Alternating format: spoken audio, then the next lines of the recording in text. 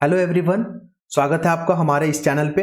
आज हम लोग जो कवर करेंगे झारखंड के भूगोल को। रहा हमारा भूगोल। झारखंड के भूगोल को कवर करेंगे। और आपको पता ही है भूगोल जो है में हम लोग क्या पढ़ते हैं, क्या स्टडी करते हैं। तो भूगोल के अंतर्गत जिस चीज़ को भी पढ़ते हैं उसका जोग्राफिकल एरिया को देखेंगे हम लोग। उससे कौन कौन से लाइनें पास करती है, ठीक है, उसका क्या फीचर है। तो ये तमाम चीज़ को हम लोग कवर करेंगे। सबसे पहले हम लोग क्या करते हैं, पेन का कलर को चेंज कर लेते हैं, रेड कर लेते हैं, ताकि उससे क्या होता है आपका विजिबिलिटी सही रहेगा। देखिए यहाँ पे सारे पॉइंट को हम लोग डिस्कस नहीं करेंगे जो इंपॉर्टेंट है। सबसे पहले इसका नाम को देख लेते हैं। झारखंड जो नाम है ना, झारखंड के नाम के पीछे का कहानी को देख लेते हैं हम लोग। तो झारखंड मतलब झार का मतलब क्या था, पेड़ पौधा होता है। और झारखंड में जो है पेड़ पौधा झाड़ियां वगैरह बहुत ज्यादा है, इस कारण उसको ध्यान में रखते हुए झारखंड नाम पड़ा है। क्लियर है। अब हम लोग आते हैं कर्क रेखा के बारे में। याद रखिएगा पूरे भारत में, जैसे ये अपना भारत हो गया, ठीक है, पूरे भारत में 8 राज्यों से गुजरता है कर्क रेखा। फिर कर्क रेखा किसको बोलते हैं, ये हमारा अर्थ हो गया बीचों बीच जो है इक्वेटर पास होता है, ठीक है, विषुवतीय रेखा बोलते हैं। और इसका 23rd हाफ नॉर्थ में अगर जाइएगा तो इसको बोलते हैं कर्क रेखा, और नीचे वाला को बोलेंगे मकर रेखा, ठीक है। तो ये लाइन जो है ना हमारे झारखंड से पास करती है, इसको याद रखिएगा। और पूरे भारत में 8 राज्य, जिसमें से एक हमारा राज्य है झारखंड।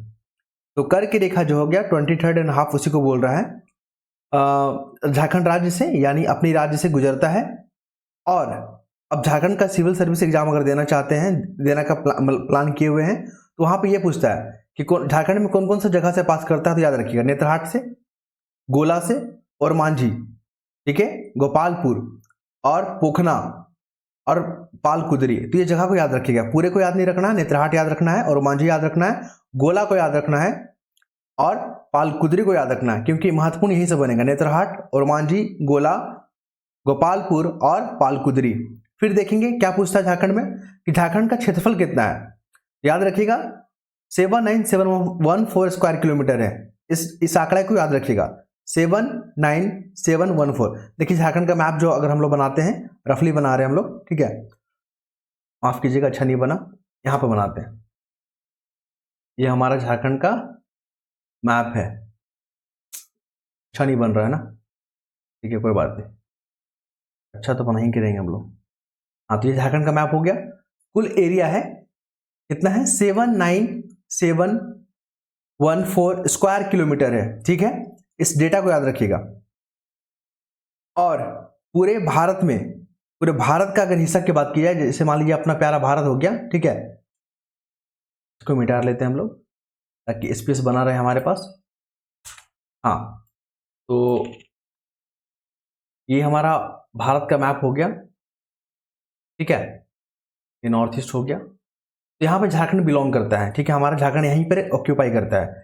तो पूरे भारत में जो झारखंड का परसेंटेज है ना, 2.42% जो है ना एरिया कवर करता है अपना झारखंड, याद रखिएगा। और वो कितने नंबर पे आता है, 15वें स्थान पे आता है हमारा झारखंड, ठीक है। अब एक चीज और जो एग्जाम में पूछा जाता है, वो क्या पूछा जाता है उसको हम लोग देखेंगे अभी। तो जैसे कि हमारा ये हो गया, झारखंड का मैप बनाने की कोशिश करते हैं हम लोग बेहतर, ठीक है। मान लीजिए झारखंड का मैप बना, तो नॉर्थ से साउथ, ये हमारा नॉर्थ हो गया और ये साउथ हो गया हमारा, ठीक है, ये हमारा ईस्ट हो गया और ये हमारा वेस्ट हो गया। तो लंबाई पूछता है, अगर नॉर्थ से साउथ अगर आप मूव कर रहे हो, ठीक है, या साउथ से नॉर्थ की ओर जा रहे हो, तो कितना लंबाई है उसका, तो 380 किलोमीटर, याद रखिएगा। अगर पूरब से पश्चिम की ओर मूव कर रहे हो या पश्चिम से पूरब की ओर मूव कर रहे हो, तो टोटल लंबाई कितना है इसका, तो 463। इस आंकड़े को भी याद रखिएगा, एग्जाम में क्वेश्चन जो है पूछ लेता है, ठीक है। तो ये था महत्वपूर्ण आंकड़े। तो हम लोग कहाँ पे थे, हम लोग थे कि स्थिति और विस्तार को देखेंगे झारखंड का हम लोग, ठीक है। देखिए यहाँ पे इतना सारा पैराग्राफ जो दिया हुआ उसको हम फोकस नहीं करेंगे, सीधा फोकस करेंगे ये वाला 380 किलोमीटर क्या है। अभी हम लोग देख रहे थे कि झारखंड जो है हमारा, मान लीजिए नॉर्थ ईस्ट है, नॉर्थ से साउथ और ईस्ट और वेस्ट है ये हमारा। अगर नॉर्थ से साउथ डिस्टेंस देखोगे तो 380 किलोमीटर का है, और पश्चिम से पूर्व की ओर देखेंगे तो 463, ठीक है। इसको हम लोग देख चुके थे। टोटल एरिया देखे थे झारखंड का 79714। जितना बार हम लोग रिपीट करेंगे इसको उतना अच्छा रहेगा हमारे लिए, ताकि रिकॉल रहे, क्योंकि बहुत सारा जो है ना एग्जाम से पहले बहुत बार पढ़ेंगे हम लोग, याद भी रहेगा, लेकिन जहां ऑप्शन रहेगा इतना नजदीक नजदीक ऑप्शन रहेगा ना, 79417 लिख देगा, ठीक है, तो लोग कंफ्यूज कर जाता है। तो हम लोग बार बार देखेंगे आंकड़ा को, ताकि जो हमारा दिमाग में अच्छे से बैठ जाए। फिर क्या करेंगे हम लोग, अगला पॉइंट को देखेंगे 2.62 क्या है। देखिए पूरा पॉपुलेशन का जो झारखंड में है, अगर मान लीजिए पूरे भारत में जो पॉपुलेशन है 100, उसका 2.62% जो है ना झारखंड में बिलोंग करता है। और एक तो एरिया वाइज था 50 नंबर, 50 नंबर में था झारखंड, पॉपुलेशन के हिसाब से 13वें नंबर पे आता है। ये सारे आंकड़े को हम लोग देख रहे हैं 2011 का सेंसस के अनुसार, याद रखिएगा सेंसस 2011। अभी 2021 का नहीं आया है क्योंकि गवर्नमेंट ऑफ इंडिया जो इसको पब्लिश नहीं किया है, तो आप लोग घबराए नहीं, पुराने आंकड़े को ही याद रखना है, ठीक है। ये हो गया। और एक और खास बात है झारखंड का कि झारखंड जो लैंडलॉक स्टेट है। लैंडलॉक कहने का मतलब क्या हो गया कि झारखंड का जो सीमा है ना वो समुद्री सीमा नहीं है, मतलब उसके आसपास समुद्र नहीं है, ठीक है। बिल्कुल हरियाणा की तरह, दिल्ली की तरह और छत्तीसगढ़ की तरह ये लैंडलॉक स्टेट है। क्लियर है। लैंडलॉक स्टेट कहने का मतलब वहां पे समुद्र से जो है इसकी दूरी काफी अधिक है, लगभग 90 किलोमीटर, याद रखिएगा। तो ये चीज हो गया। झारखंड से आपको पता ही है जो है कर्क रेखा गुजरती है, आप इसे याद रखिएगा। और झारखंड का जो स्ट्रक्चर है तो कैसा दिखता है भारत के मैप में, तो झारखंड हमारा चतुर्भुज की तरह दिखता है, याद रखिएगा स्ट्रक्चर। ओके, अब हम लोग देखेंगे झारखंड का भूगर्भिक संरचना। देखिए भूगर्भिक संरचना कहने का मतलब क्या होता है, अब झारखंड में जो भी मिट्टी वगैरह देख रहे हैं, चट्टान को देख रहे हैं ना, उसका पीरियड को जानेंगे कि कौन से काल में बना था वो। अब देखेंगे हम लोग कि चट्टान में कौन कौन सा खनिज पाया जाता है, कौन सा जो है क्षेत्र जो है आपका कोयला क्षेत्र के लिए काफी फेमस है। इन तमाम चीजों को देखेंगे हम लोग भूगर्भिक संरचना में, जिसको इंग्लिश में बोलते हैं ज्योग्राफिकल स्ट्रक्चर, ठीक है। तो पहला पॉइंट याद रखिएगा कि झारखंड में जो है ना आपका आर्कियन काल की चट्टान से लेकर नवीनतम चतुर्थ काल्पनिक जो काल है वहां तक के जो है आपके खनिज या निक्षेप कह लीजिए पाया जाता है। क्लियर है, आर्कियन काल से लेकर चतुर्थ कल्प काल तक का। अब देखेंगे हम लोग आर्कियन जो है उसमें क्या क्या पाया जाता है, तो ग्रेनाइट, नीस आदि आपको देखने को मिलेगा यहाँ पे। और आर्कियन काल में आपका धरवार की चट्टान हो गया, धरवार जो कि खनिज के लिए काफी फेमस है ये, ठीक है। अगर पूछेगा झारखंड में खनिज कौन सा इलाका में मिलता है, तो जहां पे धरवार मिलेगा ना वहीं पे खनिज मिलेगा, याद रखिएगा। ये चट्टाने हो गए, धरवार चट्टान हो गए, ये काफी खनिज के लिए फेमस रहेगा। और 90% जो खनिज है ना आपका धरवार वाला एरिया में ही मिलेगा, पहला पॉइंट हो गया। दूसरा देखिए बिंद श्रेणी, झारखंड में बिंद श्रेणी भी पाया जाता है, ये हमारा प्यारा सा झारखंड हो गया, ठीक है। मान लीजिए रफली बनाया झारखंड को, यहाँ वाला इलाका जो हो गया बिंद वाला इलाका, उत्तरी भाग का, यहाँ पे बिंद पाया जाता है, बिंद प्रकार की चट्टान। यहाँ पर क्या मिलेगा आपको, बालू पत्थर मिलेगा, चूना पत्थर मिलेगा, आप इस पॉइंट को याद रखिएगा, ठीक है। बोलेगा कि झारखंड में बालू पत्थर, चूना पत्थर जैसे तमाम खनिज वगैरह कहाँ मिलता है, तो बिंद श्रेणी की जो चट्टान है वहां मिलेगा। और खनिज कहाँ मिलेगा, तो खनिज मिलेगा हमको आर्कियन और धरवार की चट्टान में। सिर्फ इसी पॉइंट को याद रखना है, बाकी कहानी नहीं पढ़ना हमें, ठीक है। गोंडवाना फिर क्या के लिए फेमस है, तो झारखंड में जो कोयला मिलता है ना वो गोंडवाना श्रेणी की जो चट्टान होती है ना, गोंडवाना चट्टान होती है, वहीं पर कोयला मिलेगा आपको। ये कहाँ मिलेगा, राजमहल वाला एरिया। राजमहल वाला एरिया कहाँ पे, यहाँ पे है झारखंड का साहेबगंज वाला इलाका, ठीक है। राजमहल साहेबगंज वगैरह जो आता है ना, यहाँ पे आपको कोयला मिलेगा। यहाँ पे आपको क्या मिलेगा, बालू पत्थर मिलेगा, चूना पत्थर मिलेगा। फिर राजमहल ट्रैप आपका कहाँ पे मिलेगा, वहीं पे मिल जाएगा। फिर नवीनतम जलोढ़ जो निक्षेप होती है जिसको मिट्टियां बोलती है, वो आपका स्वर्णरेखा नदी हो गया, और सोन घाटी के जो निचली वाला इलाका है ना वहां पर पाया जाता है। क्लियर है। अब हम लोग देखेंगे धरातलीय स्वरूप, ठीक है। धरातलीय स्वरूप में क्या देखेंगे, यहाँ पर जानेंगे कि झारखंड में पाट क्षेत्र क्या होता है, पठार क्या होता है, भारत को भौगोलिक क्षेत्र को कितने भागों में बांटा गया है, इन तमाम फैक्ट को कलेक्ट करेंगे हम लोग, ठीक है। तो धरातलीय स्वरूप में देखेंगे हम लोग, देखिए जहां तक झारखंड के धरातलीय स्वरूप की बात है तो इसमें हम लोग छोटा नागपुर पठार के बारे में जानेंगे हम लोग, ठीक है, और इसके योगदान के बारे में जानेंगे। और झारखंड में जो है आपको पता ही है पारसनाथ जो है सबसे ऊंची चोटी है, लगभग 1365 मीटर है, ये इस डाटा को याद रखिएगा, एक पॉइंट हो गया। और झारखंड को धरातलीय स्वरूप के रूप में 4 भागों में बांटा गया है, इस फैक्ट को भी याद रखिएगा। एमसीक्यू के तौर पे पूछा जा सकता है कि झारखंड को धरातलीय स्वरूप में कितने भागों में बांटा गया, तो 4 भागों में। पहला कौन कौन सा है, इस चारों का याद रखिएगा, और चारों के कुछ कुछ फीचर को देख लेंगे। जैसे पाट का क्षेत्र हो गया, दूसरा रांची का पठार हो गया, तीसरा हमारा हजारीबाग पठार हो गया, और चौथा नदी वाला एरिया, निचली नदी घाटी और मैदानी क्षेत्र। क्लियर है। ये पाट का क्षेत्र क्या होता है, पहले हम लोग देखेंगे पाट का मतलब क्या होता है। पठार को ही पाट बोलते हैं हम लोग। जैसे मान लीजिए कोई ऊंचा भूमि है, तो ऊंचा भूमि के ऊपर में अगर इस चोटी ना होकर समतल रहा है ऐसा करके, ठीक है, ऐसा रहा, उसको पाट बोलते हैं, पाट का क्षेत्र बोलेंगे हम लोग। क्लियर है? तो पाट का शाब्दिक अर्थ हो गया समतल जमीन। क्लियर है? इसके बाद देखेंगे हम लोग पाट के क्षेत्र में कौन कौन सा इलाका आता है। तो इस क्षेत्र की समुद्र तल से दूरी, इंपॉर्टेंट ये बनता है, इंपॉर्टेंट ये वाला बनेगा कि इस क्षेत्र में स्थित ऊंचे पाटों में नेत्रहाट का पाट मिलेगा। जो नेत्रहाट का क्षेत्र हो गया ना, उसको नेत्रहाट पाट बोलते हैं हम लोग। क्लियर है? गणेशपुर पाट हो गया और जमीरा पाट हो गया। इस तीनों फैक्ट को कलेक्ट कर लीजिएगा, नोट कर लीजिएगा यहाँ पे। तो ये तीनों कहाँ पाया जाता है? पाट क्षेत्र या पश्चिमी पठार में। फिर यहाँ है दूसरा में रांची पठार में क्या मिलेगा? तो झारखंड का जो सबसे बड़ा पठार है ना, वो यही है, रांची का पठार सबसे बड़ा। क्लियर है? यहाँ पे आपको बहुत जलप्रपात देखने को मिलेगा, झरना देखने को मिलेगा रांची पठार में, जैसे कि बूढ़ा घाघ, इसी को हम लोग बोलते हैं लोघा घाघ। ओके, फिर हुंड्रू फॉल हो गया, सदनी घाघ हो गया, घाघरी हो गया, अपर घाघरी, लोअर घाघरी, दसम फॉल हो गया, गौतम धारा जिसको जोन्हा भी बोलते हैं हम लोग। तो ये सब तमाम चीज आपको रांची पठार वाला इलाका में देखने को मिलेगा। तो इस फैक्ट को भी कलेक्ट रखिएगा। फिर देखेंगे हजारीबाग पठार में क्या मिलता है।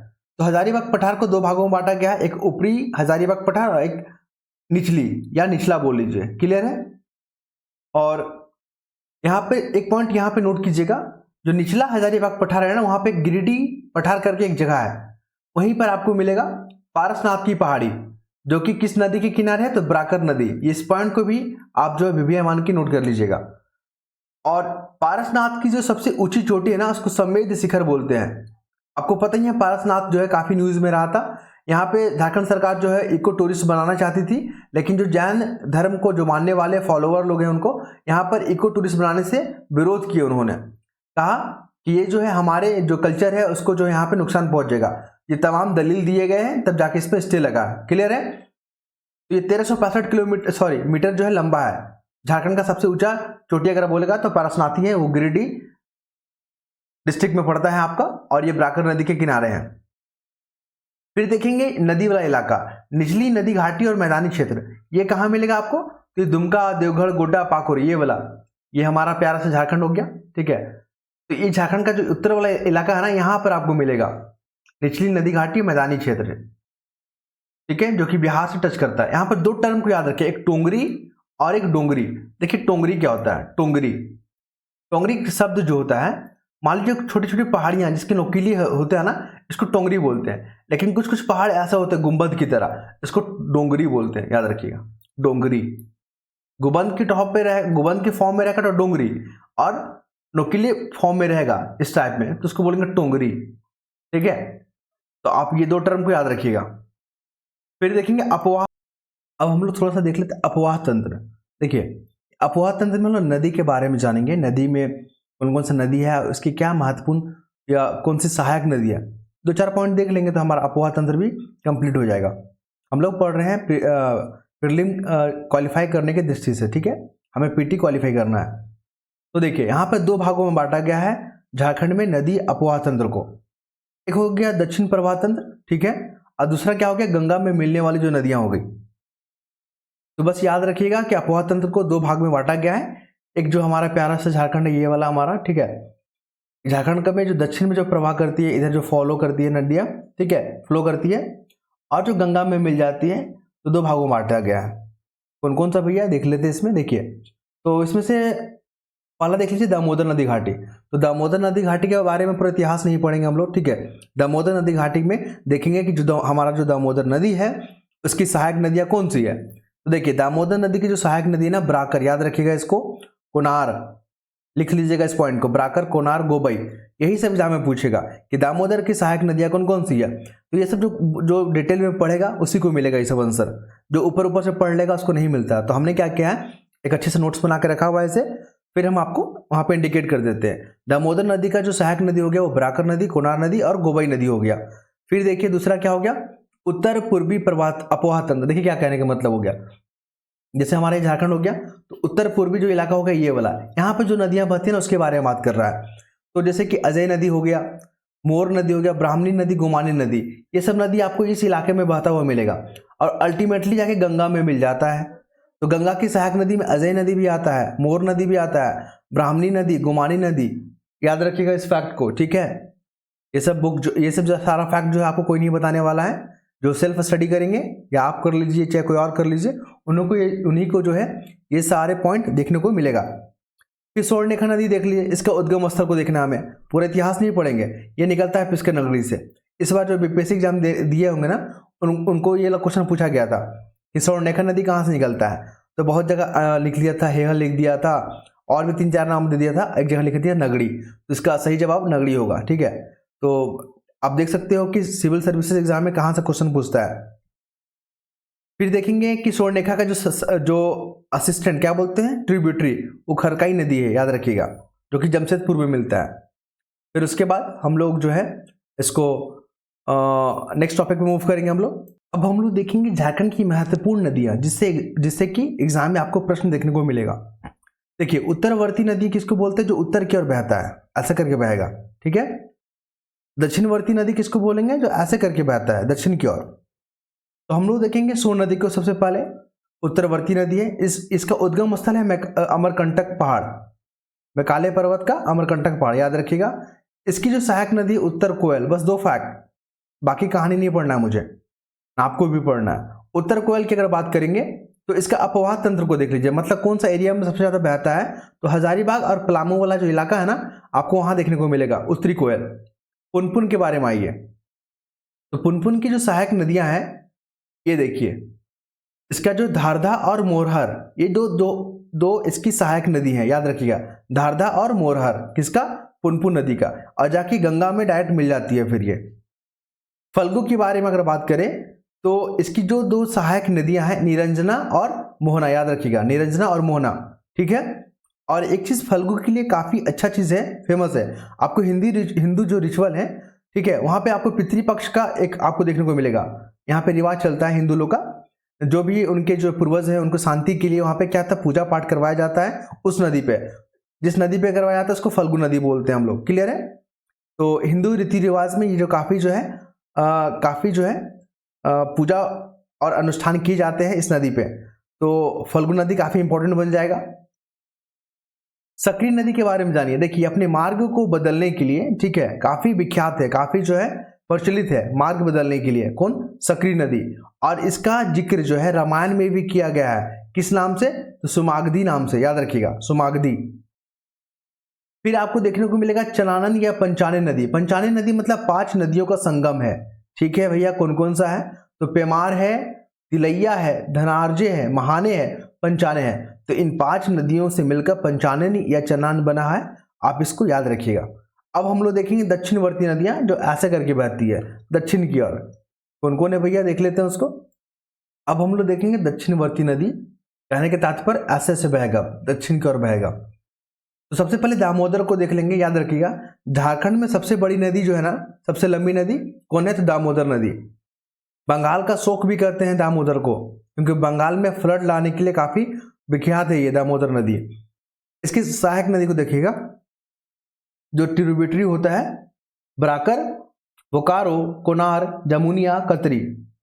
सबसे लंबी नदी झारखंड में दामोदर। सबसे प्रदूषित या सबसे गंदी नदी तो यही है आपका दामोदर। और इसको एक और नाम से जानते हैं जिसका नाम है देव नदी, याद रखिएगा, ठीक है। आइए स्वर्णरेखा नदी के बारे में जानते हैं। स्वर्णरेखा नदी कहां से निकलता है, तो रांची के नगरी से। फिर इसकी, और ये एक फॉल बनाता है, हुंड्रू फॉल, और यहाँ पे सोने का कण पाया जाता है इस नदी में, सोने का, ठीक है, छोटे छोटे पार्टिकल्स पाए जाते हैं स्वर्णरेखा नदी, इसलिए इसका स्वर्णरेखा नाम पड़ा है। बराकर पता ही आपको दामोदर का सहायक नदी है। दक्षिणी कोयल की अगर बात कर रही है तो ये भी नगरी से निकलता है, रांची के नगरी से, याद रखिएगा। और ये जाके उड़ीसा के शंख नदी में मिल जाता है। शंख नदी की अगर बात किया जाए तो ये गुमला के चैनपुर प्रखंड में है। अजय नदी की अगर बात की जाए तो बिहार के मुंगेर में स्थित है ये, ठीक है, वहां से निकलता है ये। फिर जाके पश्चिम बंगाल में कटवा के निकट भागीरथी नदी में मिल जाती है। फिर आइए मयूराक्षी नदी, मोर बोल लीजिए या मयूराक्षी। यहाँ ये नदी में खास बात क्या है, यहाँ पे नाव वगैरह चलता है इस नदी में, इसलिए फेमस है, याद रखिएगा। देवघर, गोड्डा, पाकुड़, ये दुमका वाला इलाका में आपको ये नदी देखने को मिलेगा। ब्राह्मणी नदी क्यों फेमस है? ये दुमका जिला में देखने को मिलेगा आपको। दुधवा पहाड़ी और गुमरो और एरो इसकी सहायक नदियां हैं। ठीक है। गुमानी की अगर बात की जाए तो राजमहल पहाड़ी क्षेत्र से निकलता है ये, और इसकी जो सहायक नदी है मेरेल, बस इतना ही याद रखना है। बासलोई नदी गोड्डा जिला से निकलता है, बस इतना याद रखिए। बासलोई नदी गोड्डा वाला इलाका में जाके फिर पश्चिम बंगाल में गंगा में मिल जाता है। तो हम लोग देख लिए उत्तरवर्ती नदी और दक्षिणवर्ती नदी। अब हम लोग देखेंगे वाटरफॉल, जलप्रपात। ठीक है। इसमें हम लोग देखेंगे हुंड्रू फॉल, जोन्हा फॉल, दसम फॉल, ये तमाम फॉल को देखेंगे। हम लोग देख रहे थे महत्वपूर्ण वाटरफॉल। वाटरफॉल में क्या क्या देखेंगे, सारे को कवर नहीं करेंगे, बस उसको देखेंगे जो कि एग्जाम में पूछे गए हैं या पूछे जाने की संभावना है। जैसे कि क्रांति जो वाटरफॉल है किस जिले में पड़ता है उसको देख लीजिए। तो चंदवा कुड़ू का जो मार्ग है ना, वहां पे आपको देखने को मिलेगा क्रांति, याद रखिएगा। केलाघाग वाटरफॉल जो है सिमडेगा में है। जिला याद करना है, बाकी को याद नहीं करना है। ठीक है। तो केलाघाग कहाँ है? सिमडेगा में। ये इंपॉर्टेंट है, आप इसको नोट कर लीजिएगा। फिर यहाँ पे गुंगा झज वाटरफॉल है, ये गढ़वा जिला में है। आप इन्हें भी याद रखिएगा। गुंगा झज जो वाटरफॉल है ये गढ़वा जिले में है। फिर गौतम घाग जो है आपका महुआ टाड़, ये लातेहार डिस्ट्रिक्ट में पड़ता है, आप इन्हें ध्यान रखिएगा। गौतम घाग। घघरिया भी आपको देखने को मिलेगा लोहरदगा में। लोहरदगा काफी अच्छा जिला है, आप देखिएगा यहाँ पे घघरिया देखने को मिलेगा। घाघरी कहाँ है? तो ये नेतरहाट पाट पे मिलता है, नेतरहाट पाट जिसको बोलते हैं हम लोग, और ये लातेहार डिस्ट्रिक्ट में पड़ता है। फिर उसके बाद आता है जोन्हा और गौतम धारा, ये रांची में देखने को मिलेगा आपको वाटरफॉल। जो इंपॉर्टेंट है उसको कवर कर रहे हैं, बाकी पढ़ने के लिए तो बहुत कुछ होता है। लुपुंगुट्टू, ये क्या इंपॉर्टेंट है, इस पर एग्जाम में आ रहा है ये वाला। लुपुंगुट्टी जो है चाईबासा में देखने को मिलेगा आपको। फिर एक सदनी घाग, ये गुमला जिला में मिलेगा देखने को आपको। फिर सुगा काटा घाग जो है आपको शंख नदी पे बनता है ये, और ये सिमडेगा जिले में। ठीक है। हिरनी वाटरफॉल जो रांची चाईबासा मार्ग पे है ये। फिर देखेंगे हम लोग हुंड्रू फॉल, ये भी रांची में है आपका और स्वर्णरेखा नदी पे है। फिर देखेंगे दसम फॉल रांची में है और ये कांची नदी पे बनता है। ये वाला एग्जाम में काफी बार पूछा गया है, तो सबकी नदी भी याद रखिएगा। फिर देखेंगे हम लोग पंचघाघ, ये भी रांची में है, खुट्टी में मिलेगा आपको पंचघाघ। नागफेनी भी याद रखिएगा, गुमला में है। और बूढ़ा घाघ जो है लातेहार डिस्ट्रिक्ट में सबसे बड़ा, झारखंड का सबसे बड़ा है बूढ़ा घाघ, या इसको लोहा घाघ भी बोलते हैं, याद रखिएगा। ठीक है। सबसे ऊंचा वाटरफॉल है ये, और इसका मीटर याद रखिएगा 137 मीटर। और मालूदा जो है चतरा जिला में पड़ता है। फिर देखेंगे हम लोग गरमकुंड। फिर देखेंगे हम लोग मिर्चैया जो वाटरफॉल है कहाँ पे है? ये लातेहार डिस्ट्रिक्ट में है। सिर्फ सारे वाटरफॉल का हम लोग को जिला याद रखना है। ठीक है। अगर आप जिला याद रख लेते हो तो क्वेश्चन बन जाएगा। फिर मोती झरा याद रखिएगा, मोती झरा काफी इंपॉर्टेंट है, और ये राजमहल पहाड़ी जो है वहां पे देखने को मिलेगा। उसके बाद आता है गर्म जलकुंड जिसको बोलते हैं हॉट स्प्रिंग, यहाँ से गर्म पानी वहां पे निकलने को देखने को मिलता है। देखिए रेडियो एक्टिविटी जो नीचे जो होता है ना, रेडियो एक्टिव जो पदार्थ होते हैं उनके कारण जो है इसे पानी जो गर्म होता है, और अंदर से क्या होता है गर्म होते हुए निकलता है ये। तो इसमें से कावा याद रखिएगा, कावा जो है हजारीबाग में है। सूरजकुंड याद रखिएगा, हजारीबाग में है। तो ये दोनों डिस्ट्रिक्ट याद रखिएगा, भिवियाई बन जाएगा। धनबाद में है तेतुलिया। झरिया पानी दुमका में है, इसको इंपॉर्टेंट रखिएगा। फिर देखेंगे तपात पानी दुमका में है। फिर बारामसिया जो है पाकुड़ में है। रानी बहल कहाँ है? दुमका में। और झुमका कहाँ पे है? रानी बहल। ठीक है। लाडरला उदा याद रखिएगा, पाकुड़ में है। तो कुल मिलाकर हजारीबाग डिस्ट्रिक्ट को और जो आपका दुमका वाला डिस्ट्रिक्ट है, यहाँ पे कौन कौन सा जो पड़ा है आपका गर्म जलकुंड, उसको ध्यान में रखिएगा। क्वेश्चन नहीं पूछा जाता है अधिकतर यहाँ से, लेकिन क्या पता पूछ ले इस बार। ठीक है। तो भिवियाई रहेगा ये। उसके बाद हम लोग देखेंगे मिट्टी को। मिट्टी का भी हम लोग खाली फीचर को देखेंगे, इंपॉर्टेंट पॉइंट को देखेंगे। पढ़ने के लिए बहुत कुछ है यहाँ पे, सारे को कवर नहीं करेंगे हम लोग। अब हम लोग महत्वपूर्ण मिट्टी की ओर बढ़ेंगे। हमारे झारखंड में जो मिट्टी पाई जाती है, सबसे पहले देख लीजिए मिट्टी बनता क्या है। मिट्टी जो है चट्टानों के टूटने फूटने कटने, ठीक है, उसके अपर्दन के कारण बनता है। तो कुल मिलाकर जो मिट्टी बनता है वो चट्टान से बनता है। तो इसी को इसको बोलते हैं पैट्रिकल बोलते हैं। ठीक है। मिट्टी का अगर मम्मी की बात किया जाए ना, माता किसको बोलते हैं? चट्टान को बोलते हैं, मदर बोलते हैं इसको, क्योंकि इसी से बनता है आपका मिट्टी, चट्टान से ही। और झारखंड में सबसे अधिक जो है आपको मिट्टी जो मिलता है, किस प्रकार का मिट्टी मिलता है? तो लाल मिट्टी मिलता है, लगभग 90%। आप इन्हें याद रखिएगा, अधिकांश क्षेत्रों में।